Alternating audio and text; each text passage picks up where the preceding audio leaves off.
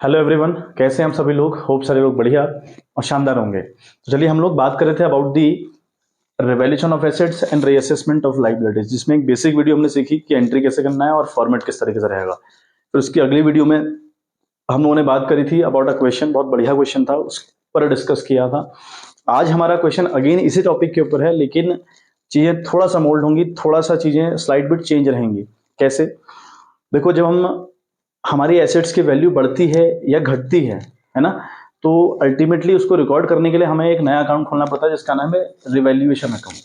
ठीक है, बात आ रही बात समझ में? अब देखो, मैं आपको एक बात बताऊं। जैसे हमारे पास मान लिया कोई मशीन है, एक एग्जाम्पल के थ्रू आप समझें। कोई मशीन अगर 1 लाख रुपए की है ना, बैलेंस शीट में 1 लाख रुपए की है, जिसको हम बुक वैल्यू कहते हैं। लेकिन हमने जब दोबारा उसको रिवाइज किया, दोबारा उसको रीचेक किया, तो मान लिया उसकी वैल्यू 1,20 आती है ना। उसकी वैल्यू मान लिया 1,20,000 रुपये आ गई। तो जो हमको मशीन से फायदा हुआ 20,000 रुपए का, क्योंकि मशीन हमारी एसेट्स है और एसेट्स के बढ़ने से फायदा होता है, इस फायदे को हम रिकॉर्ड करते हैं through the valuation account. Clear है बात? अगर हम ऐसा करेंगे तो आगे टॉपिक चलकर एक और आएगा कि हमें भाई बैलेंस शीट भी बनानी पड़ती है, क्योंकि हम इस वाली बैलेंस शीट से, जो हमारे पास बैलेंस शीट गिवन रहती है क्वेश्चन में, या पुरानी जो बैलेंस शीट होती है at the time of PSR, जब चेंज होता है आपका, तो उस टाइम पे जितनी भी वैल्यू आप रिवाइज करते हो ना, जितनी भी चीजें आप छेड़ते हो बैलेंस शीट में, वो दोबारा तो आती नहीं है। तो आपको नई बैलेंस शीट दोबारा से बनानी पड़ती है। तो जब नई से आप बैलेंस शीट बनाओगे, तो आप मशीन की वैल्यू 1 लाख ना दिखाकर 1,20,000 रुपए दिखाओगे, क्योंकि आपने रिवाइज करी और 20,000 की जो बढ़ोतरी थी उसको रिवैल्यूएशन अकाउंट के थ्रू रिकॉर्ड भी किया। ठीक है, ये हमारा टॉपिक रहता है। लेकिन अगर आपसे क्वेश्चन बोल दे कि आपको रिवाइज्ड वैल्यू शो करनी ही नहीं है, अगर आपसे क्वेश्चन बोल दे कि मशीन की वैल्यू 1 लाख रुपए है और जब दोबारा इसको रिवाइज किया गया, दोबारा रीचेक किया गया, तो इसकी वैल्यू 1,20,000 रुपए आई, लेकिन आपने 1,20 नहीं दिखानी है नई बैलेंस शीट में, आपने वैल्यू दिखानी है 1 लाख। फिर जो बढ़ा हुआ 20,000 रुपए है, उसको हम through the revaluation account record भी नहीं कर सकते। अगर हमसे क्वेश्चन बोल देना कि जो नई वैल्यू 1,20 है, इसको आप नई वाली बैलेंस शीट में नहीं लिखेंगे, आप लिखेंगे 1 लाख ही। ठीक है, अभी भी 1 लाख है, तो बाद में जब आप बैलेंस शीट बनाएंगे 1 लाख ही रहेगी। हालांकि 1,20,000 हो गई है वैल्यू, लेकिन जो 20 की वैल्यू बड़ी है, तो उसका क्या करें भाई? क्योंकि रिवैल्यूएशन अकाउंट तो खोल ही नहीं सकते। अगर क्वेश्चन बोलेगा कि रिवाइज वैल्यू आपको शो नहीं करनी है, तो इसका ये मतलब हुआ कि रिवैल्यूएशन अकाउंट तो आप नहीं खोल सकते। फिर इस 20,000 का क्या करें हम लोग? तो हमें यहाँ पर एडजस्टमेंट करने पड़ेंगे। जैसे मैंने आपको हाल ही में 2-3 वीडियो पहले बताया था कि भैया, जनरल रिजर्व को या तो हम बांट देते हैं, उसका जो गोल्डन ट्रीटमेंट हो तो हम बांट देते हैं। लेकिन अगर क्वेश्चन कहे नहीं बांटना है, अगली बैलेंस शीट में एज इट इज दिखाना है, तो एक एडजस्टमेंट किया था। आ रहा है याद? एक एडजस्टमेंट हमने किया था। सेम एडजस्टमेंट, सेम तरीके से वो एडजस्टमेंट यहाँ भी बच्चे होगा। बहुत छोटा सा टॉपिक है, लेकिन इंपॉर्टेंट टॉपिक है। ठीक है, चलिए क्वेश्चन के थ्रू हम लोग समझने का प्रयास करते हैं। देखिए बच्चे, क्वेश्चन देखें आप लोग। दिया है A B and C are sharing profits and losses in the ratio 2:1। They decide to share profits with effect from 1st April 2021 in the ratio of 5:3:2. They also decided not to change the value of assets and liabilities in the books of account। देखो, ये इसका यही मतलब है कि हमने जो नई वैल्यू चीजों की आएंगी, चाहे वो एसेट्स हो या फिर लाइबिलिटीज हो, उसकी वैल्यू नई नहीं दिखानी है, पुरानी वैल्यू को ही रिपीट करना है। ये इसका मतलब है। the book value and the revised value of the assets and liabilities as on that date of change were as follows। Machine हमारे पास पहले 2.5 लाख रुपए की थी। बुक वैल्यू का मतलब है बैलेंस शीट की जो वैल्यू रहती है वो 2.5 लाख रुपए है, और रिवाइज्ड वैल्यू 3 लाख रुपए है। कंप्यूटर्स की बात करें तो 2 लाख रुपए पुरानी वैल्यू, और जो नई वैल्यू आई वो 1,75,000 यानी 1,75,000 रुपये आई। फिर कहता है कि सन्डी क्रेडिटर्स हमारे पास 90 के थे, अब हो गए हैं 75,000 के। आउटस्टैंडिंग एक्सपेंसेस की बात करें तो पहले 15,000 थे, अब हो गए हैं 25,000 रुपए के। ठीक है, ये हमारा अल्टीमेट कहानी है क्वेश्चन में। ठीक है, तो अब देखो आप जरा कहानी में क्या ट्विस्ट रहेगा। क्वेश्चन क्या बोल रहा है कि जो रिवाइज्ड वैल्यू है वो आपको शो नहीं करनी, मतलब आपको यही पुरानी वैल्यू नई वाली बैलेंस शीट में दिखानी पड़ेंगी। तो फिर जो वैल्यूज बढ़ी हैं या घटी हैं एसेट्स की, या जो लाइबिलिटीज की वैल्यू बढ़ी है या घटी है, तो उनका क्या करेंगे? तो उनके लिए हमको एडजस्टमेंट करना पड़ेगा, और एडजस्टमेंट बिल्कुल वैसा होगा जैसा मैंने आपको बताया था रिगार्डिंग द जनरल रिजर्व। जब हम उसको नहीं बांटते अमंग द पार्टनर्स, तो एक एडजस्टमेंट एंट्री पुटअप करते हैं। वही तरीका यहाँ भी होगा बच्चे। नेट इफेक्ट की हम बात करें ना, देखो आप जरा, मशीन हमारी एसेट्स, पहले इसकी वैल्यू 2.5 लाख रुपए, अब हो गई 3 लाख रुपए। मतलब इस केस में हमको 50,000 का फायदा हो रहा है। हाँ या ना? हमको यहाँ पे 50,000 का फायदा हो रहा है। ठीक है, यहाँ पर एक कॉलम बना लें, प्रॉफिट ऑब्लिक लॉस करके, प्रॉफिट ऑब्लिक लॉस करके यहाँ पे एक कॉलम बना लें। हाँ, पी ऑब्लिक एल लिख दे रहा हूँ। तो जो ब्रैकेट में रहेगा वो लॉस इंडिकेशन होगा, और जो ब्रैकेट में नहीं रहेगा वो प्रॉफिट का इंडिकेशन होगा। फिर कहता है कंप्यूटर्स हमारी अगेन एसेट्स है, पहले वो 2 लाख की थी, अब हो गई है 1,75,000 रुपए की। 25,000 से वैल्यू डाउन चली गई है, तो नुकसान हुआ। ठीक है, तो आप लिखेंगे ब्रैकेट में 25,000 रुपये। समझ में आ रही है बात? चलिए, उसके बाद आपके जो सन्ड्री क्रेडिटर्स थे वो आपकी लाइबिलिटी होती है, पहले वो 90 की थी, अब हो गई है 75 की, है ना।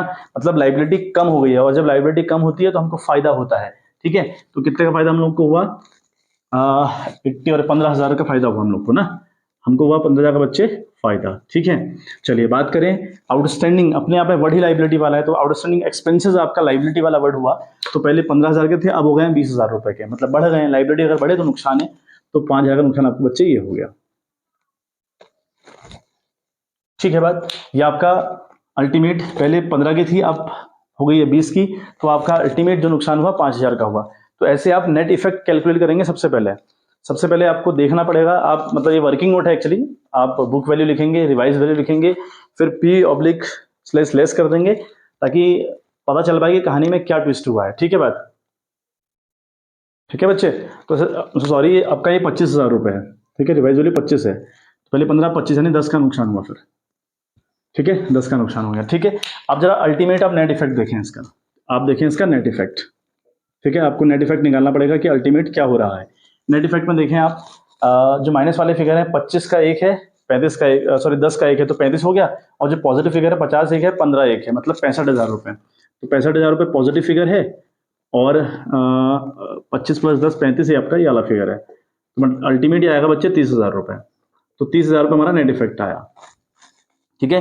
अल्टीमेट हमारा 30,000 रुपये आया नेट इफेक्ट, और ये नेट इफेक्ट भी 30,000 प्रॉफिट का है, लॉस का नहीं है, प्रॉफिट का है, ठीक है। अल्टीमेटली 30,000 आपको क्या हुआ पड़ा है, प्रॉफिट हुआ पड़ा है। अब पार्टनर्स आपके पास A B C हैं, जिनका पुराना रेशियो 2:1 है और नया रेशियो 5:3:2 है। अब यहाँ पर हमने नेट इफेक्ट निकाला, ये काम कर दिया। अब हमें निकालना पड़ेगा, सेकंड वर्किंग नोट हमारा होगा, ये पहला वर्किंग नोट था हमारा, सेकंड वर्किंग नोट होगा रिगार्डिंग दी सैक्रिफाइसिंग रेशियो। ऐसी कंडीशन में जब आपको रिवाइज वैल्यू शो नहीं करनी होती है, या कोई रिजर्व या कोई एक्यूमुलेट प्रॉफिट नहीं बांटना होता है अमंग द पार्टनर्स, आपको नेट इफेक्ट निकालना पड़ता है, जो कि भाई इसका नेट इफेक्ट क्या निकल रहा है। फिर आपको कैलकुलेट करना पड़ता है सैक्रिफाइसिंग रेशियो, ठीक है। तो हम निकालेंगे सैक्रिफाइसिंग रेशियो क्या आता है। तो सैक्रिफाइसिंग रेशियो की अगर हम बात करें, तो भाई उसका फॉर्मूला हमको अच्छे से पता है, that is old ratio minus new ratio, ठीक है, old ratio minus new ratio. चलिए, पार्टनर्स हमारे पास 3 है, ए है, बी है और सी है। तो ए का जो पुराना रेशियो है बच्चे, वो है आपका पुराना रेशियो देखो 2:4 हो गया, +1 यानी 5, 2/5 हो गया, अगले का भी 2/5 हो गया, अगले का 1/5 हो गया, ठीक है। माइनस करेंगे नया रेशियो इनका है 5, 3, 2 एंड 10 आएगा अपॉन में, 5/10, 3/10, 2/10। तो ये हो गया आपका 5/10, ठीक है, 3/10 एंड 2/10। क्लियर है कहानी, यहाँ तक की कहानी क्लियर होगी, ठीक है। तो हमें ये नेट इफेक्ट के बाद ये कहानी करनी है, और क्वेश्चन बहुत इंपॉर्टेंट है बच्चे, एग्जाम में अक्सर पॉसिबिलिटी रहती है कि ऐसे क्वेश्चन आते हैं, ठीक है, तो करिएगा अच्छे से। तो एलसीएम 5 और 10 का आएगा 10। Now 5 2s are 10 to 2s are 4 -5, तो ये आएगा -1/10, और माइनस का मतलब होता है गेन, तो इस बंदे ने गेन किया है। उसके बाद बी की बात करें तो 2/5 और 3/10, 10 और 5 का अगेन एलसीएम आपका 10 आएगा, ठीक है, और 10 मतलब 5 2s are 10 तो 2 2s are 4, ठीक है, 10 1s are 10 तो 3 1s are 3, तो ये आ गया आपका 1/10 पॉजिटिव आंसर। पॉजिटिव मतलब सेक्रीफाइस है। 5 और 10 का अगेन जो एलसीएम आएगा वो 10 रहेगा। नाउ 5 2s are 10 तो 1 2s are 2, ये आपका 2 हो गया। नाउ 10 1s are 10 तो 2 1s are 2, तो 2 से 2 अगर जाएगा तो 0 आएगा, 0 की कहानी मतलब नील है, तो यानी जो सी है उसका कोई रोल नहीं होगा इस पूरी कहानी में। अब कहानी क्या करनी है बच्चे हमको, ठीक है बच्चे।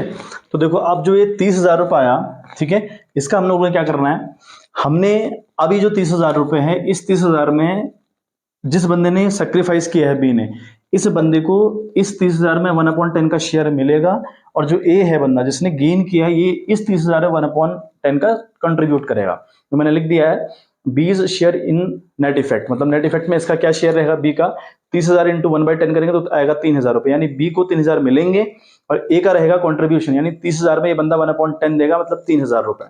तो ये एक से लिए जाएंगे और एक को दिए जाएंगे, ठीक है, यानी बी को देने हैं और ए से लेने हैं। तो अब आपने एक एंट्री माननी है, और एंट्री क्या जाएगी, A's capital account debit with ₹3,000 to B's capital account credit with ₹3,000।